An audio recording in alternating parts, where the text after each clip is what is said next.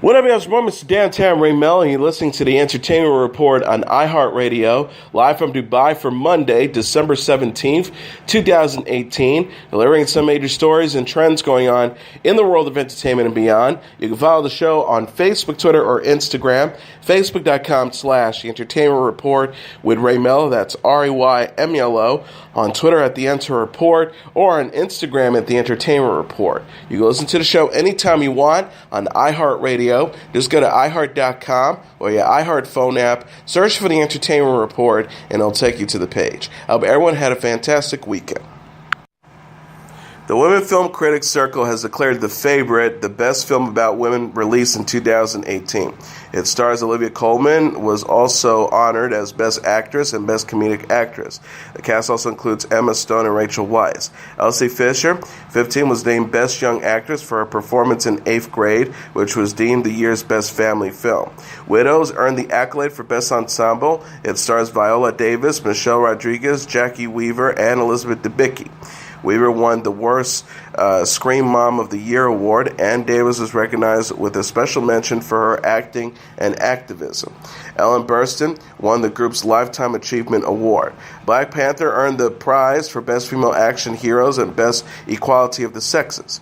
Director Marlene Heller's Can You Ever Forgive Me won the award for Best Movie by a Woman, and Audrey Wells posthumously won the Best Woman Storyteller Screenwriting Prize for The Hate You Give. Ethan Hawke was elected Best Actor for his work in First Reform. Roma was named Best Foreign Film by or about women, and RGB won for Best Documentary by or about women. If Beale Street Could Talk, Tish and Fonnie, played by Kiki Lane and Stephen James, were chosen as Best Screen Couple, and Incredibles 2 was singled out for Best Animated Females. Sweet Life of Zack and Cody alum Brenda Song, Mike Vogel from The Brave, and 24 actor Dennis Haysbert are to star in the Netflix movie Secret Obsession. Song tweeted this week, "So excited to finally announce this, woo." Craig Wedman and Peter Sullivan wrote the film's screenplay. Peter Sullivan is set to direct. The press release from the streaming service says a brutal attack leaves a young woman with amnesia, but when her memories start coming back, she realizes she no longer knows who to trust, not even those closest to her. No premiere date has been announced yet. Downton Abbey extended an invitation to fans in a first teaser trailer for its movie sequel. The promo features the show's iconic manor and opening music, as well as other familiar visuals like the house pull bell system. The text teaser reads, "Next year, you're cordially invited to the motion picture event, only in theaters." The trailer ends by confirming Lord Grantham, played by Hugh Bonneville, Lady Grantham, played by Elizabeth McGovern, Lady Mary, played by Michelle Dockery, and other returning characters will appear in the new film. Downton Abbey had a 6-season run on ITV from 2010 to 2015. Focus Features confirmed in July the show will have a big screen sequel featuring much of the principal cast. The studio tweeted, "Welcome back to Downtown. We are thrilled to announce that at Downton Abbey is coming to the big screen. Film production begins this summer." Focus Features later announced that the Downton Abbey movie will open in theaters in September 2019. Studio Chairman Peter Jukowski said in a statement, "Since the series ended, fans of Downtown have long been waiting for the Crawley's family's next chapter."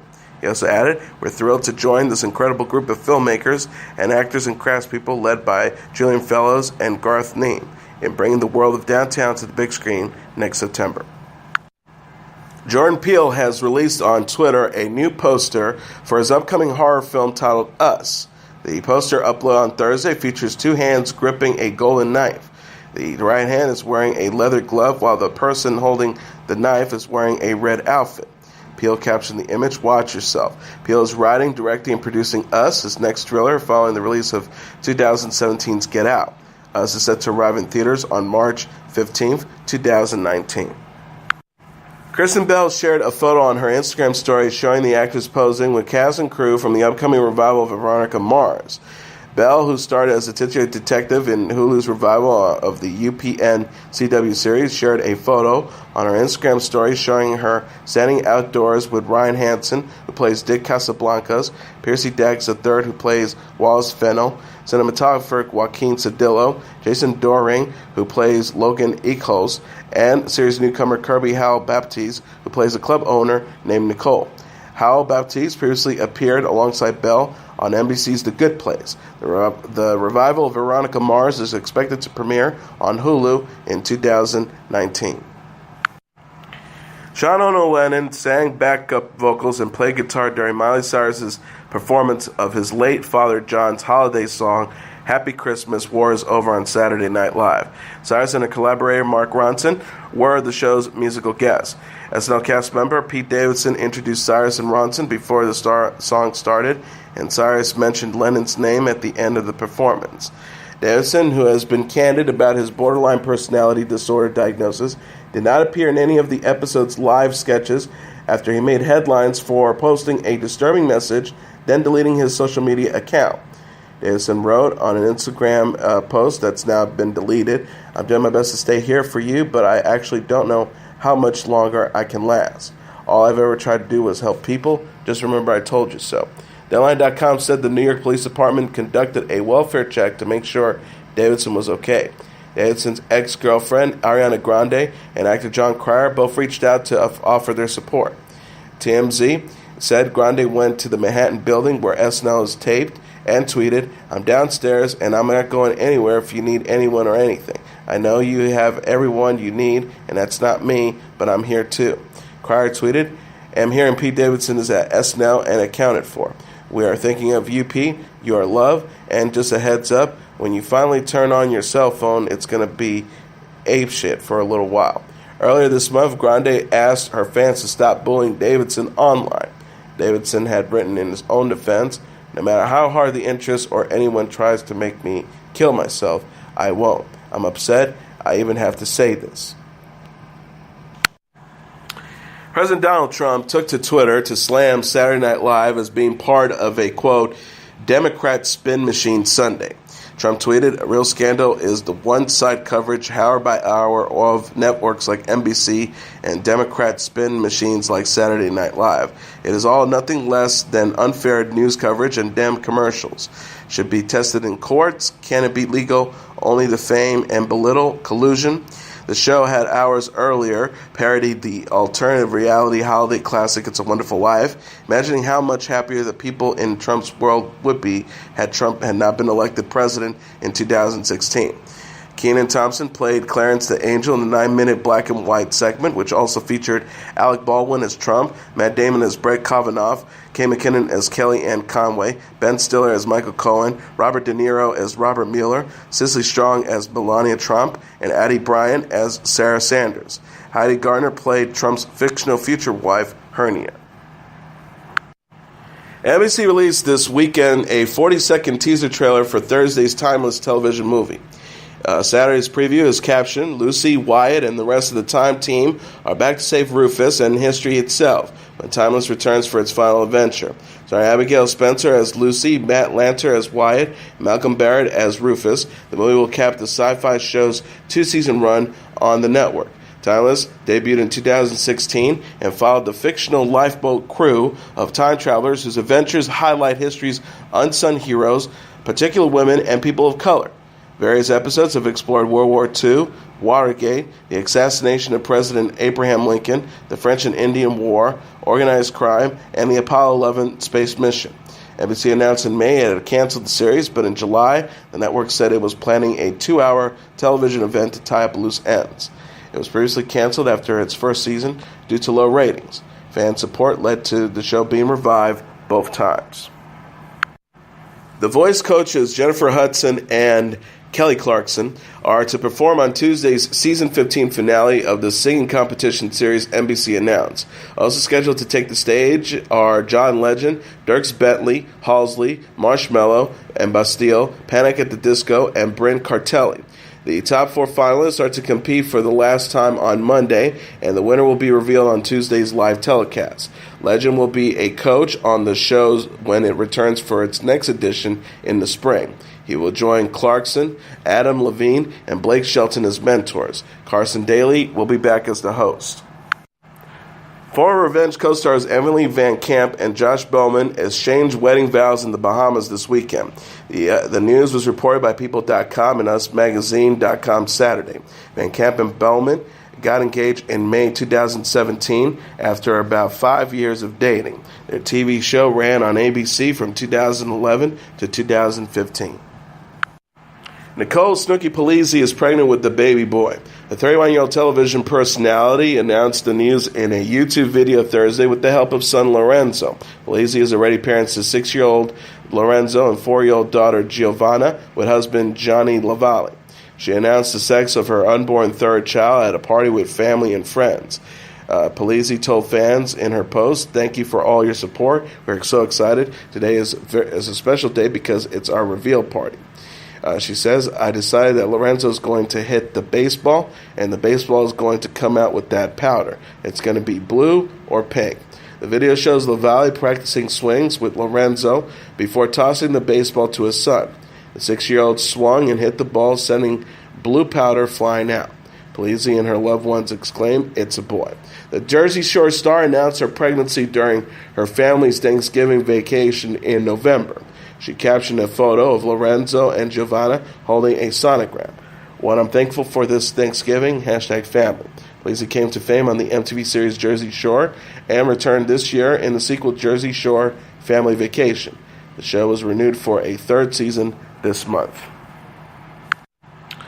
Disney Channel has announced it fired Stoney Westmoreland, an actor on its sitcom Andi Mack, after he was arrested in Utah this week.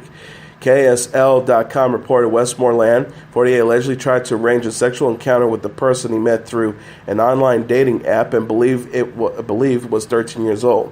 Court documents show he was arrested for investigation of enticing a minor by internet or text, a second-degree felony, and 4 counts of dealing in materials harmful to a minor, a third-degree felony.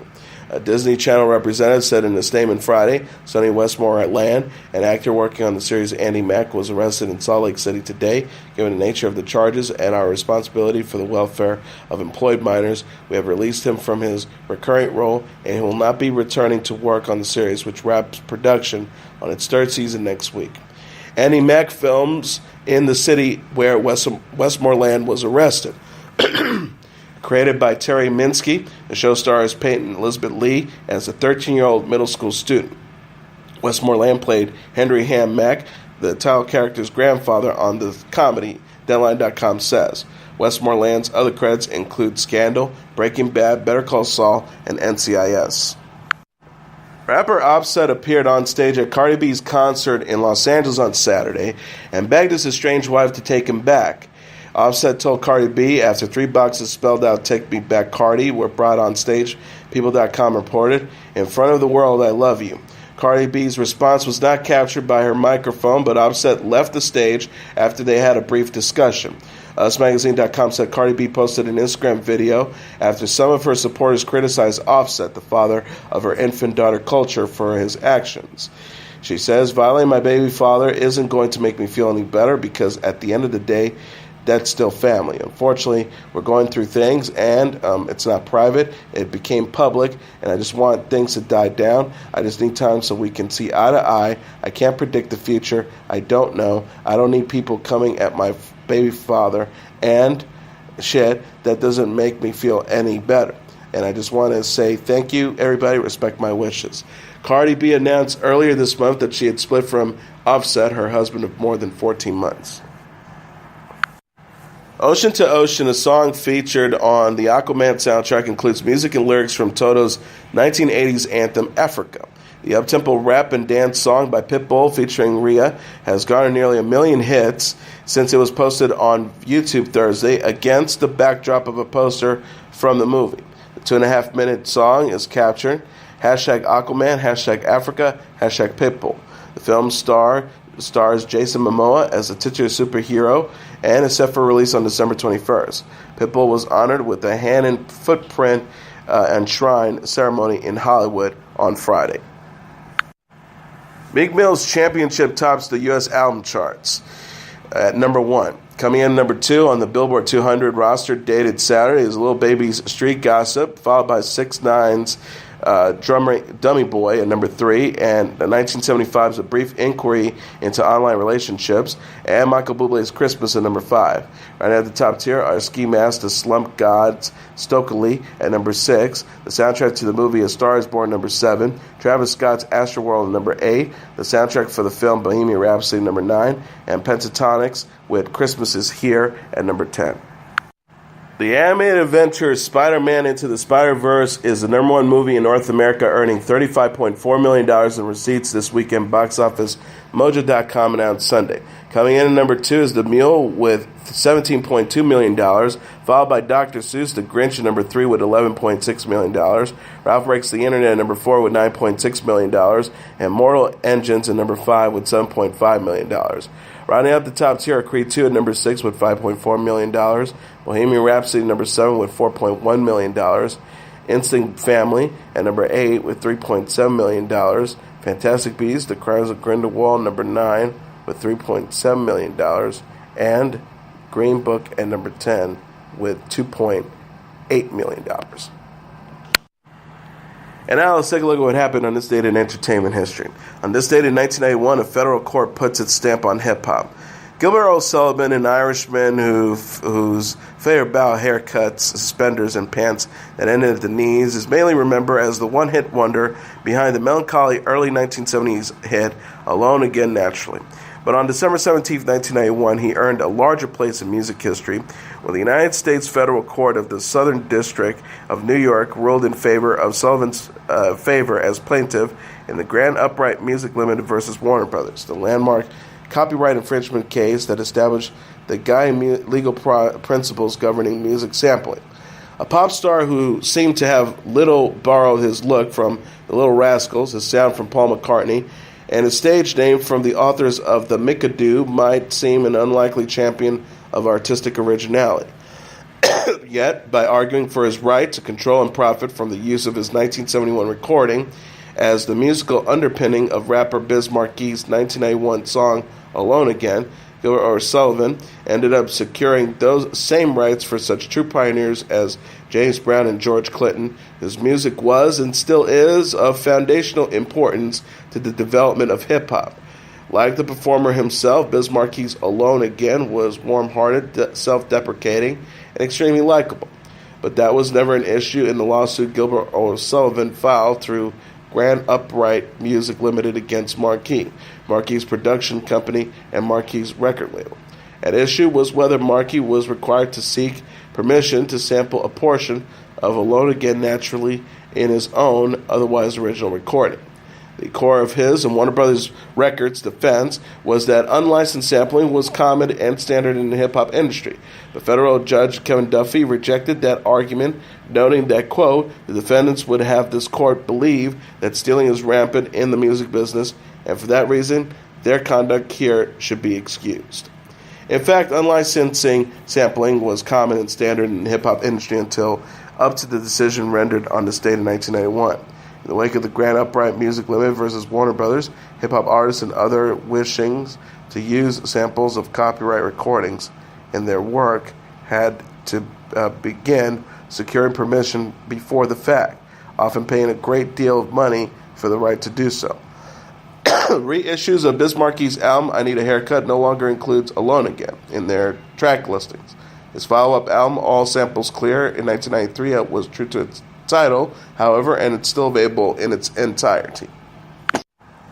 Also on this date in 2003, The Lord of the Rings, The Return of the King, the final film in the trilogy based on the best-selling fantasy novel by J.R.R. Tolkien, opens in theaters. The film was a huge box office success and won 11 Academy Awards, including Best Picture and Best Director for Peter Jackson. The Lord of the Rings trilogy became one of the most highly grossing franchises in movie history, netting billions of dollars worldwide in box office proceeds and related materials. And that is your entertainment report for Monday, December 17th, 2018. I'm your host, Mr. Downtown Ray Melo. I'll be back tomorrow to deliver some major stories and trends going on in the world of entertainment and beyond. You can follow the show on Facebook, Twitter, or Instagram. Facebook.com/The Entertainment Report. With Ray Melo, that's RAYMELO. On Twitter at The Enter Report, or on Instagram at The Entertainment Report. You can listen to this episode or any previous episodes of The Entertainment Report anytime you want on iHeartRadio. Just go to iHeart.com or your iHeart phone app, search for The Entertainment Report, and it'll take you to the page. Good night, and God bless you all.